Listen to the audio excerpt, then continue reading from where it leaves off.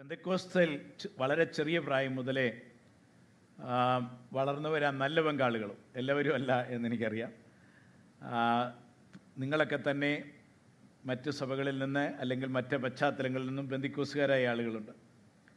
വളരെ ചെറിയ പ്രായത്തിൽ പെന്തിക്കോസ് പശ്ചാത്തലത്തിൽ കേരളത്തിലെ മധ്യ തിരുവിതാംകൂറിലെ പ്രധാനമായും സഭകളിൽ വളർന്നവർക്ക് അന്നത്തെ പല കാര്യങ്ങളെക്കുറിച്ചും പറയുമ്പോൾ അത് കണക്ട് ചെയ്യാനായിട്ട് സാധിക്കും. എൻ്റെ മാതാപിതാക്കൾ എനിക്ക് 5 വയസ്സുള്ള സമയത്ത് പെന്തക്കോസ് വിശ്വാസികളായ എൻ്റെ മാതാവിൻ്റെ മരണശേഷം എൻ്റെ പിതാവ് തിരിച്ച് മാർത്തോമക്കാരനായി. അപ്പോൾ 13, 14, 15, 16 വയസ്സൊക്കെ ഉള്ളപ്പോൾ ഞാൻ മാർത്തോമക്കാരനാണ്. അപ്പം രണ്ടിടത്തേതും ഓർമ്മയുണ്ട്. പെന്തക്കോസ് സഭയിലെ ആരാധനാലയത്തിൽ പാസ്റ്ററുടെ ഇടത്തും വലത്തുമായി അച്ചായന്മാരുടെ ഒരു വലിയ നിര കാണും. അവരത് പുതുക്കി പണിത സമയത്ത് ഒരു സ്റ്റേജ് പണിതു, ചെറിയ ഒരെണ്ണം. അതുകൊണ്ട് അച്ചായന്മാരെല്ലാം സ്റ്റേജിന് താഴെയായി. ഇപ്പോൾ സ്റ്റേജിൽ ഉപദേശി എന്ന പേരുള്ളവർ മാത്രമേ ഉള്ളൂ. അവിടുത്തെ ശുശ്രൂഷകനും പിന്നെ ആ സഭയിൽ പാസ്റ്റർ എന്നുള്ള ടൈറ്റിലുള്ള ഒരാളുണ്ട്, അത് അവരും കാണുന്നു സ്റ്റേജിൽ. ഇത് അവിടുത്തെ മാത്രം ഒരു കാര്യമല്ല. കേരളത്തിലെ സഭകളിൽ പരക്കെ ഉണ്ടായിരുന്നായിരിക്കാം. അതിൽ വ്യത്യസ്തമായി നിങ്ങളുടെ ആരുടെയും സഭകളിൽ ഉണ്ടായിരുന്നെങ്കിൽ വെൽ ആൻഡ് ഗുഡ്. എൻ്റെ ഒരു ഏറ്റവും അടുത്ത സ്നേഹിതൻ മധ്യ തിരുവിതാംകൂറിലെ ഒരു സഭയിൽ ശുശ്രൂഷിച്ച സമയത്തെ ഒരു അനുഭവം താൻ പറഞ്ഞത് ഒരിക്കലും ഞാൻ മറക്കത്തില്ല. അതിങ്ങനെ കാതിൽ മുഴങ്ങിക്കൊണ്ടിരിക്കും പലപ്പോഴും. അപ്പോൾ അവിടെ അച്ചായന്മാർ ഒത്തിരിയുണ്ട്. എല്ലായിടത്തും അച്ചായന്മാർ ഒത്തിരി ഉണ്ടെങ്കിലും ഒരു പ്രധാനി അച്ചായൻ കാണുമല്ലോ. അപ്പം ആ സഭയിലെ പ്രധാനി അച്ചായൻ, പേരോ ഒന്നും ഞാൻ പറയത്തില്ല, എനിക്ക് ആളിനെ അറിയാം. അപ്പോൾ പാസ്റ്ററുടെ ഇടത്തോ വലത്തോ ആണ് ഇരിക്കുന്നത്. നെക്സ്റ്റ് ടു ദ പാസ്റ്റർ ആ പ്രധാനി അച്ചായനാണ് ഇരിക്കുന്നത്. അപ്പം എന്നിട്ട് എന്നോട് എൻ്റെ സ്നേഹിതൻ പാസ്റ്റർ പറഞ്ഞ ഒരു കാര്യം, അദ്ദേഹം പറഞ്ഞു, ഈ മനുഷ്യൻ ഈ ചെവി കടിച്ചു പറിച്ച് ഉപദ്രവിക്കുക, അതോട് മടുത്തു. ചെവിക്ക് സഭായം നടക്കുമ്പോഴേ അല്ലെങ്കിൽ കൂടിവരവുകൾ നടക്കുമ്പം അച്ചായൻ ഇങ്ങനെ എൻ്റെ ചെവി കടിച്ചു പറിച്ചുകൊണ്ടിരിക്കും.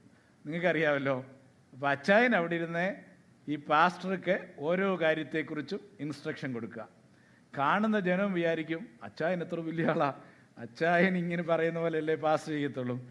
അപ്പം അച്ചായന്മാരുടെ സന്തോഷത്തിനനുസരിച്ച് പാസ്റ്റർ ശുശ്രൂഷിക്കണം.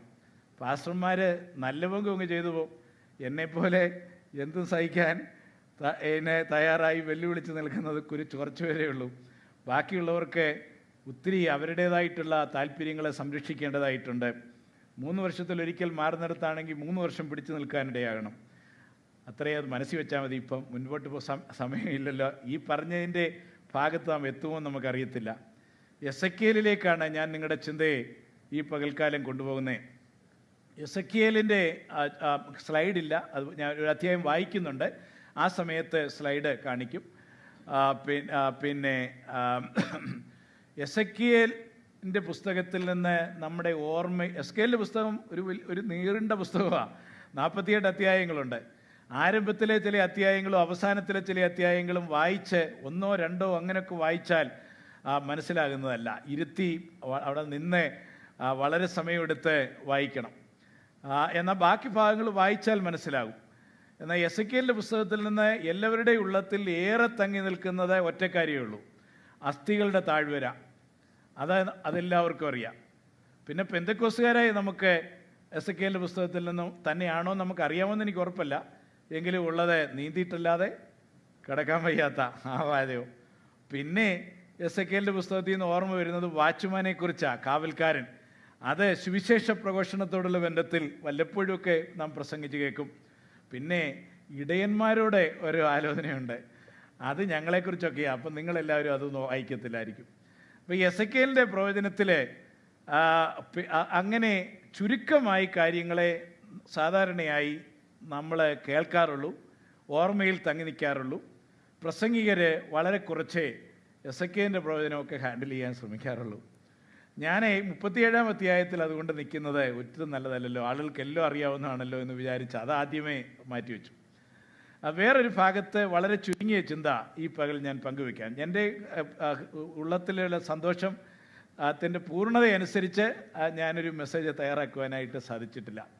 എങ്കിലും കർത്താവ് നമ്മളോട് ഈ പകൽക്കാലം ആ പുസ്തകത്തിൽ കൂടെ ഉള്ള ദൈവവചനത്തിൽ കൂടെ സംസാരിപ്പാൻ നമ്മുടെ ഹൃദയം ദൈവത്തിൻ്റെ സന്നിധിയിൽ താഴ്ത്തി നമുക്കായിരിക്കാം. ദൈവത്തിന് സ്തോത്രം.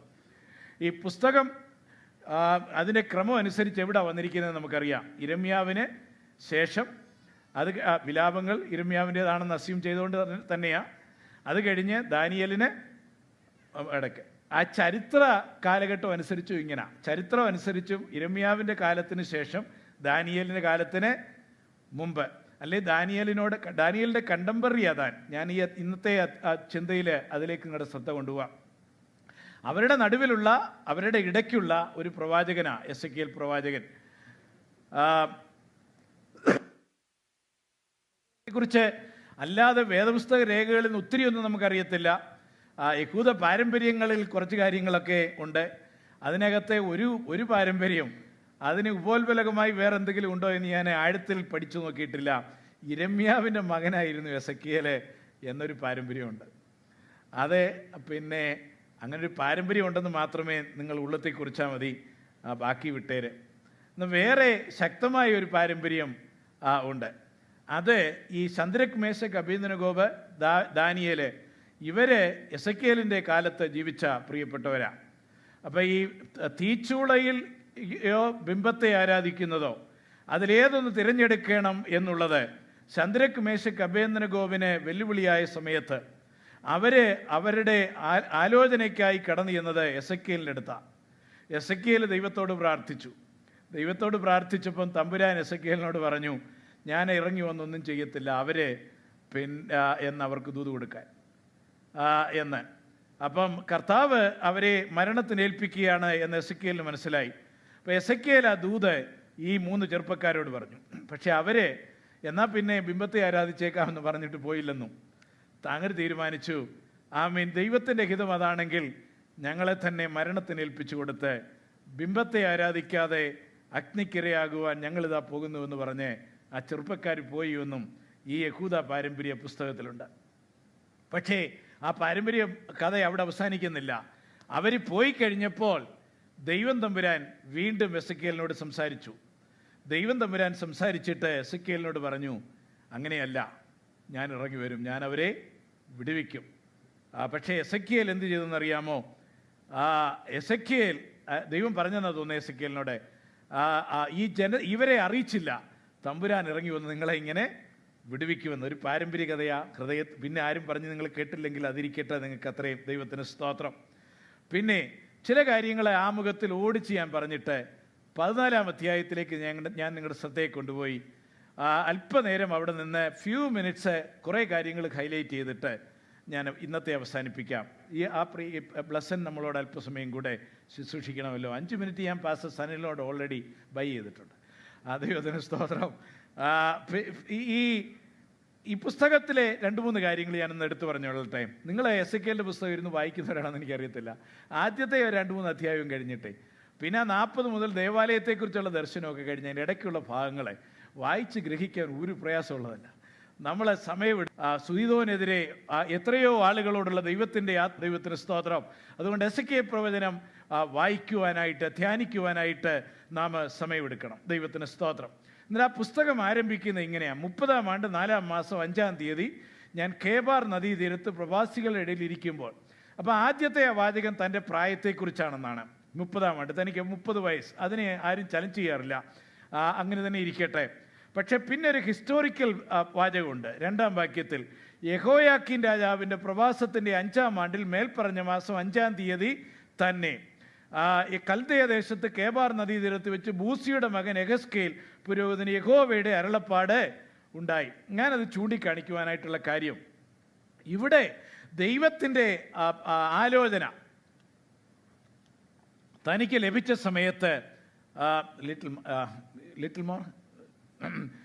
ദൈവത്തിൻ്റെ ആലോചന ലഭിച്ച സമയത്ത് അത് എഴുതുമ്പം അതൊരു ഹിസ്റ്റോറിക്കൽ ഫാക്റ്റായിട്ട് തന്നെ പിൽക്കാലത്ത് വായിക്കുന്ന ആളുകൾക്കും സംശയം തോന്നരുത്, ഒരു കഥയായിട്ട് തോന്നരുത്, മിത്തായിട്ട് തോന്നരുത്, മിഥ്യയായിട്ട് തോന്നരുത് എന്നുകൂടെ ഉൾക്കൊണ്ടിട്ടായിരിക്കും ആ ചരിത്രത്തിൻ്റെ ഏത് സമയത്ത് ആണ് ഈ ദൈവിക വെളിപ്പാടുണ്ടായതെന്ന് പ്രത്യേകമായി രേഖപ്പെടുത്തുക. ഇത് തുടക്കം മാത്രമാണ്. ഈ പുസ്തകത്തിൽ ഉടനീളം അതുപോലെ റെഫറൻസ് ടു ഹിസ്റ്ററി, ഡേറ്റ്. ദൈവത്തിന് സ്തോത്രം.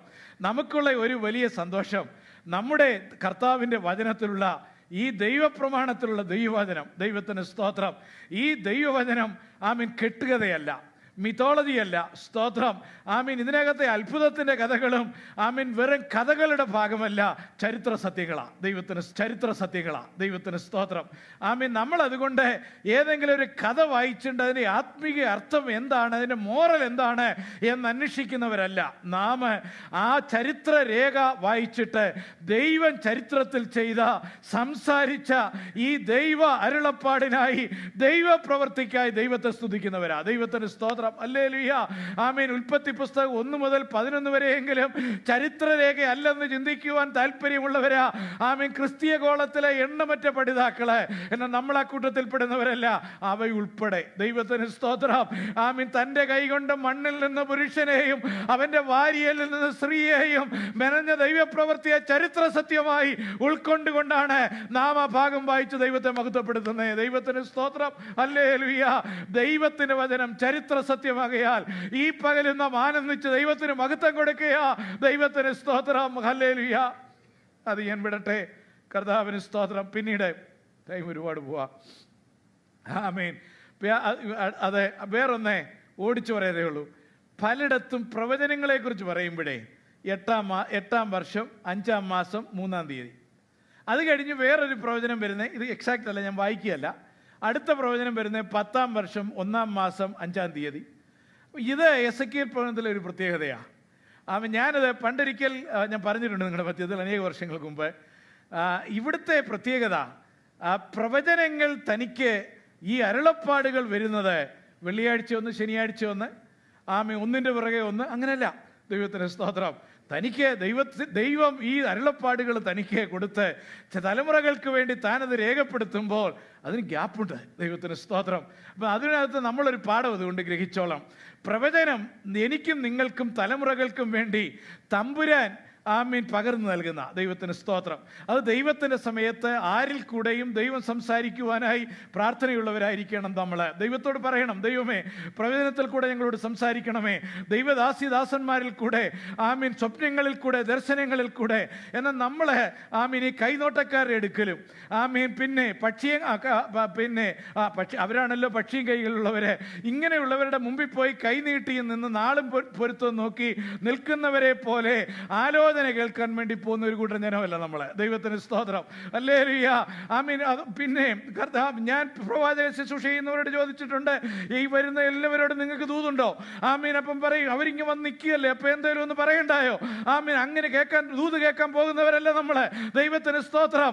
ദൈവം ആ ദൈവദാസനിൽ കൂടോ, അല്ലെങ്കിൽ ആരാധനയ്ക്ക് ഒരാളുടെ പ്രാർത്ഥനയിൽ കൂടോ, അന്ന് വായിക്കുന്ന ഒരു സങ്കീർത്തനത്തിൽ കൂടോ, പാടുന്ന ഒരു പാട്ടിൽ കൂടോ ഒക്കെ ആയിരിക്കും ദൈവം നമ്മളോട് സംസാരിക്കുന്നത്.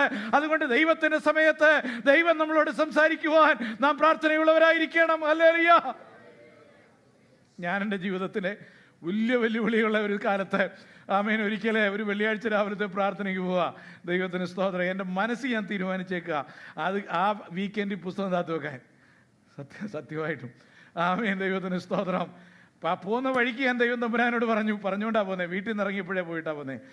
ദൈവത്തിന് സ്തോത്രം. ഹല്ലേലൂയ. കർത്താവ് നിങ്ങൾ മധ്യത്തിൽ പറഞ്ഞിട്ടുണ്ടെന്ന് തോന്നുന്നത് പറഞ്ഞുകൊണ്ടാ പോകുന്നത്. ഒന്ന് ഈ പ്രാർത്ഥനയിൽ കൂടെ, ജനത്തിൻ്റെ പ്രാർത്ഥന, ഒരു വീട്ടിൻ്റെ ബേസ്മെൻറ്റിലെ പ്രാർത്ഥന, അല്ലെ ഇന്ന് പാടുന്ന പാട്ടിൽ കൂടെ, അല്ലെങ്കിൽ ജനങ്ങൾ പറയുന്ന സാക്ഷ്യത്തിൽ കൂടെ, അല്ലെങ്കിൽ ഇന്ന് വരുന്ന അതിഥിയായ ഒരു ദൈവദാസനുണ്ട്, അദ്ദേഹത്തിൽ കൂടെ. ദൈവത്തിന് സ്തോത്രം. എന്നോട് നീ സംസാരിച്ചില്ലെങ്കിൽ ഞാൻ ഈ പുസ്തകം താത്തി വെച്ചിട്ട് ഞാൻ പോവാം. ദൈവത്തിന് സ്തോത്രം. ഹല്ലേലൂയ. കർത്താവിന് മഹത്വം. ഞാൻ പ്രസംഗിനെ പിക്ക് ചെയ്തുകൊണ്ടാണ് പോകുന്നത്. ഞാൻ പഠിപ്പിച്ച സെമിനാരി പഠിച്ചത് അദ്ദേഹം, അല്ലാതെ എനിക്ക് അദ്ദേഹത്തെക്കുറിച്ച് ഒരു പരിചയമില്ല. മലയാളം മീഡിയത്തിൽ പഠിച്ച ഒരു സാധാരണ ഒരു ദൈവദാസൻ. പോകുന്ന വഴിക്ക് എൻ്റെ ഈ കാര്യം ഒന്നും ഞാൻ പറഞ്ഞില്ല. പക്ഷെ അദ്ദേഹം എഴുന്നേറ്റ് നിന്ന സമയം മുതൽ ദൈവത്തിൻ്റെ ദൂത് മുഴുവൻ എനിക്കാ. 45 മിനിറ്റ് അദ്ദേഹം ശുശ്രൂഷിച്ചു. ഒരു 10 മിനിറ്റൊക്കെ ആയപ്പോൾ എന്നോട് മാത്രമായി താൻ നോക്കി നിൽക്കുന്നത്. പ്രസംഗം കഴിഞ്ഞ് എന്നോട് പറഞ്ഞു, സാറേ പറഞ്ഞതെല്ലാം സാറിനോടാ. ഞാൻ പറഞ്ഞു, എനിക്കറിയാമെന്ന് പറഞ്ഞു. ഞാൻ കണ്ണുനീരോടുകൂടെ ഏറ്റെടുത്തു. എൻ്റെ ജനം ഏറ്റെടുത്തു. എൻ്റെ ജീവിതത്തിന് വിടുതലുണ്ടായി. എൻ്റെ ദൈവം എന്നെ കാത്തു. വർഷങ്ങൾ എത്ര കഴിഞ്ഞു, ഇപ്പോഴും ഞാൻ ദൈവത്തിൻ്റെ വചനം ശുശ്രൂഷിക്കുന്നു. കർത്താവ് നമ്മളോട് ഇടപെടും. ദൈവത്തിന് സ്തോത്രം. ഹല്ലേലൂയ. ഓ ഹല്ലേലൂയ. ആമേൻ. ദൈവത്തിന് സ്തോത്രം. ആമേൻ. ഞാൻ 14-ാമത്തെ തീയതി അടുത്ത ദിവസം ആ മക്കൾ ചെവി കടിച്ച് പറിക്കുന്ന അച്ചായൻ്റെ കാര്യം അന്നേരം വരത്തുള്ളൂ. സ്തോത്രം. 2 കാര്യം കൂടെ പറഞ്ഞ് ഞാൻ ഇരിക്കുക. ദൈവത്തിന് സ്തോത്രം. 2 കാര്യം കൂടെ. ഈ നിങ്ങളെ ആ 1-ാം വാക്യം വായിച്ചല്ലോ. ദൈവത്തിന് സ്തോത്രം. ഞാൻ വായിച്ചല്ലോ ആ പുസ്തകത്തിൻ്റെ ആദ്യത്തെ ഭാഗം. ആമേൻ. അതെ, പിന്നെ അതിങ്ങനെയാണ് പറയുന്നത്. 30-ാം ആണ്ട് 4-ാം മാസം 5-ാം തീയതി ഞാൻ കേബാർ നദീ തീരത്ത് പ്രവാസികളുടെ ഇടയിൽ ഇരിക്കുമ്പം, ഞാൻ പറഞ്ഞല്ലോ ഇത് അദ്ദേഹത്തിൻ്റെ പ്രായത്തെക്കുറിച്ചാണെന്നുള്ള ചിന്ത ആരും ചലഞ്ച് ചെയ്യുന്നില്ല. Nobody challenge significantly. തൻ്റെ പ്രായത്തെക്കുറിച്ചുള്ള ഒരു പരാമർശനം. എന്നിട്ട് തന്നെക്കുറിച്ചുള്ളത് താഴേട്ട് പിന്നെയുമുണ്ട്. 3-ാം വാക്യത്തിൽ കേബാർ നദീ തീരത്ത് വെച്ച് ബൂസിയുടെ മകൻ യഹസ്കേൽ പുരോഹിതനെ ആമേൻ യഹോവയുടെ അരുളപ്പാട് ഉണ്ടായി. സ്തോത്രം. അപ്പം ഇവനാരാ? സ്തോത്രം. പുരോഹിത ഗോത്രത്തിൽ വളർന്നു. പുരോഹിതനെന്ന് പറയുമ്പോൾ ഇവൻ അപ്പം ലേവ്യനേക്കാട്ടിൽ അപ്പുറത്തായിരിക്കും. സ്തോത്രം. നിങ്ങൾ എസെക്കിയേലിൻ്റെ ആ ഘട്ടത്തിലേക്കൊന്ന് പൊയ്ക്കേ. ദൈവത്തിന് സ്തോത്രം. ഈ ഒരു ദൂത് തന്നെ മതി നമുക്കിന്ന്. കർത്താവിന് മഹിമ. 30-ാം വയസ്സിലാണ് അവരെന്ത് ചെയ്യുന്നത്? ശുശ്രൂഷ ആരംഭിക്കുന്നത്. ഓർഡൈൻഡ് ആകുന്നത് 30-ാം വയസ്സിലാണ്. ആമേൻ. ദൈവത്തിന് സ്തോത്രം. പിന്നെ ഇവൻ എവിടെ ഇപ്പം? ബാബിലോണിലെ പ്രവാസത്തിൽ. പൗരോഹിത്യ ശുശ്രൂഷ, പൗരോഹിത്യ കുടുംബത്തിൽപ്പെട്ടതാ. ദേവാലയം എന്തിയേ? സമാഗമന കൂടാരം എന്തിയേ? ദൈവത്തിന് സ്തോത്രം. ആമീൻ. അത് യെരുശലേമിൽ ഇപ്പോഴും ഉണ്ട്. പിന്നീടേ അത് മുഴുവനായിട്ട് തകർക്കപ്പെടത്തുള്ളൂ. ദൈവത്തിന് സ്തോത്രം. ചെറുപ്പക്കാരെ പിടിച്ചുകൊണ്ടുപോയവരുടെ കൂട്ടത്തിൽ ഈ 30 വയസ്സുകാരനും ഉണ്ട്. ദൈവത്തിന് സ്തോത്രം. ആമേൻ. അവനെ ശുശ്രൂഷ ചെയ്യണമെങ്കിൽ കർത്താവിന് മഹിമ യെരുശലേമിലായിരിക്കണം. അവിടെ ദേവാലയം കുറെ കൂടെ കഴിയുമ്പം ദേവാലയം മുഴുവൻ നശിപ്പിക്കപ്പെടും. തൻ്റെ ഈ സമയത്ത് അത് സംഭവിച്ചിട്ടില്ല. എന്നാൽ അവിടെ ഇരിക്കുന്ന കേബാർ നദീ തീരത്തിരിക്കുന്ന ദൈവത്തിന് സ്തോത്രം. ഹല്ലേലൂയ. ആമീൻ. അവിടെ ഇവൻ കയ്യും കെട്ടി ചുമ്മാതെ അങ്ങ് ഇരിക്കത്തില്ല. ദൈവത്തിന് സ്തോത്രം. സ്മാർട്ട് ഫോണില്ലല്ലോ. ആമീൻ. ഇപ്പോഴും ഞാനാണേലും എവിടെ ഇരുന്നാലും ഇത് നോക്കിക്കൊണ്ടിരിക്കുന്നത്. ആമീൻ. ദൈവത്തിന് സ്തോത്രം. ചിലപ്പോൾ ഞാൻ എന്നോട് തന്നെ ചോദിക്കും, ആമീൻ, അതിനകത്തെ വേദപുസ്തകം ഇച്ചിരി വായിച്ചു കൂടായോ? അല്ല ഇച്ചിരി നേരം അതേ നോക്കാതെ ഒന്ന് ധ്യാനിച്ചുകൊണ്ടിരുന്നു കൂടായോ എന്നൊക്കെ. എന്നെക്കുറിച്ചാണ് ഞാൻ പറയുന്നത് കേട്ടോ, നിങ്ങളെക്കുറിച്ച് ആരെക്കുറിച്ചുമല്ല. ആമീൻ. ഇവനതൊന്നും ഇല്ലാതിരുന്ന സ്ഥാനത്ത് അവൻ ഇങ്ങനെ ഇരിക്കുന്ന സമയത്ത് അവൻ്റെ അവസ്ഥയെ നിങ്ങളൊന്ന് ചിന്തിച്ചു നോക്കിക്കേ. ഹല്ലേലൂയ. അവൻ്റെ അവസ്ഥ 30-ാം വയസ്സിൽ യെരുശലേമിലായിരിക്കണമായിരുന്നുവെങ്കിൽ വേർതിരിക്കപ്പെട്ട് പുരോഹിത ശുശ്രൂഷയ്ക്കായി ശുദ്ധീകരിക്കപ്പെട്ട് ആമീൻ ശുശ്രൂഷക വൃന്ദത്തിൻ്റെ ഭാഗമായി മാറണം. ആമീൻ. അത് നടന്നില്ല. ഇപ്പോൾ പ്രവാസത്തിലാണ്. എത്ര കാലം ഇവിടെ പാർക്കേണ്ടി വരുമെന്നറിയത്തില്ല. എന്ന് മടങ്ങിപ്പോകുവാൻ ഒക്കുമെന്നറിയത്തില്ല. മടങ്ങിപ്പോകാൻ ഒക്കുമോന്നറിയത്തില്ല. ഇരമ്യാവ് പറഞ്ഞിട്ടുണ്ട് 70 വർഷമെന്ന്. അത്രയും കാലം ജീവിച്ചിരിക്കുമോ എന്നൊരു ഉറപ്പുമില്ല. ഒരു സാധ്യതയുമില്ലാതെ വേദനയോടെ ദുഃഖത്തോടെ ഭാരത്തോടെ എല്ലാം തീർന്നെന്ന് വിചാരിച്ച് ആമീൻ ആ വെള്ളിയാഴ്ച പകൽക്കാലം വണ്ടി ഓടിച്ച് ആമീൻ ബേസ്മെന്റിലെ പ്രാർത്ഥനയ്ക്ക് പോയ എന്നെ പോലെയോ എന്നെക്കാട്ടിലും പരിതാപകരമായോ ദൈവത്തിന്റെ സന്നിധിയിൽ കേബാർ നദീ തീരത്ത് എസെക്കിയേൽ ഇരിക്കുമ്പോൾ ദൈവത്തിന് സ്തോത്രം. ഹല്ലേലൂയ. അവൻ എന്തുണ്ടായി? ദൈവത്തിന് സ്തോത്രം. ഹല്ലേലൂയ. യഹോവയുടെ അരുളപ്പാടുണ്ടായി. ഹല്ലേലൂയ. കർത്താവിന് സ്തോത്രം. ആമീൻ. കൊയർ കരുവന്നാട്ടെ. ആമീൻ. Including blessing. ദൈവത്തിന് സ്തോത്രം. ദൈവമക്കളെ സ്തോത്രം. ഈ അവസ്ഥ നമ്മുടെ എല്ലാം ജീവിതത്തിൻ്റെ ഭാഗങ്ങളാണ്, ഒരിക്കലല്ലെങ്കിൽ വേറൊരിക്കൽ. സ്തോത്രം. എന്നാൽ ഈ പകൽ എന്നോടും നിങ്ങളോടും നമ്മുടെ തലമുറകളോടും നമ്മുടെ കൂട്ടത്തോടും നമ്മുടെ സഭയോടുമുള്ള ദൈവം തമ്പുരാന്റെ ദൂത് ആമീൻ തീർന്നുവെന്നൊരിക്കലും വിചാരിക്കരുത്. സ്തോത്രം. ഹല്ലേലൂയ.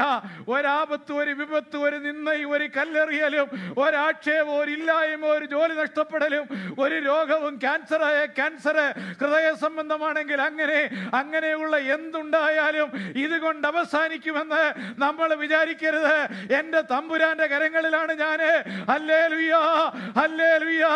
എൻ്റെ ദൈവത്തിന് ഇതിനപ്പുറത്ത് പദ്ധതി ഉണ്ടാകാം. ഞാൻ ഏൽപ്പിച്ചു കൊടുക്കുന്നു. ഹല്ലേലൂയ. ഏൽപ്പിച്ചു കൊടുത്തുകൊണ്ട് കേബാർ നദീ തീരത്തിരുന്ന എസെക്കിയേലിനെ പോലെ ഇന്ന് പകലും നമുക്ക് ഏൽപ്പിച്ചു കൊടുക്കാം. ദൈവത്തിന് സ്തോത്രം. കർത്താവിന് മഹിമ. പിന്നെ സ്തോത്രം. മറക്കരുത്. ഞാൻ പറയാറുണ്ടല്ലോ, ഈ കെട്ടിടം നല്ല സമയത്ത് ഞാൻ പറയാറുണ്ടല്ലോ, 4309 മെയിൻ സ്ട്രീറ്റ്. ദൈവത്തിന് സ്തോത്രം. നമ്മുടെ അവസാനമില്ല, നമ്മുടെ ആരംഭമാണ്. ദൈവത്തിന് സ്തോത്രം. This is only A beginning.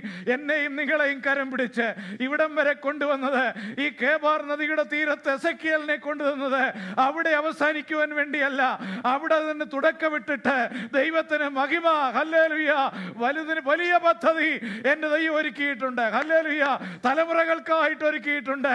എൻ്റെയും നിങ്ങളുടെയും കാലത്തേക്ക് വേണ്ടിയല്ല, എൻ്റെ ആക്റ്റീവ് ഇയേഴ്സിലേക്ക് വേണ്ടിയല്ല, ശുശ്രൂഷകരായ ഞങ്ങളുടെ ആക്റ്റീവ് ഇയേഴ്സിലേക്കല്ല, തലമുറയായി നമ്മെ പണിയുവാൻ, തന്റെ മഹിമ വെളിപ്പെടുത്തുവാൻ, തന്റെ രാജ്യത്തിന്റെ വ്യാപനത്തിനായി. ഹല്ലേലൂയ, ഹല്ലേലൂയ.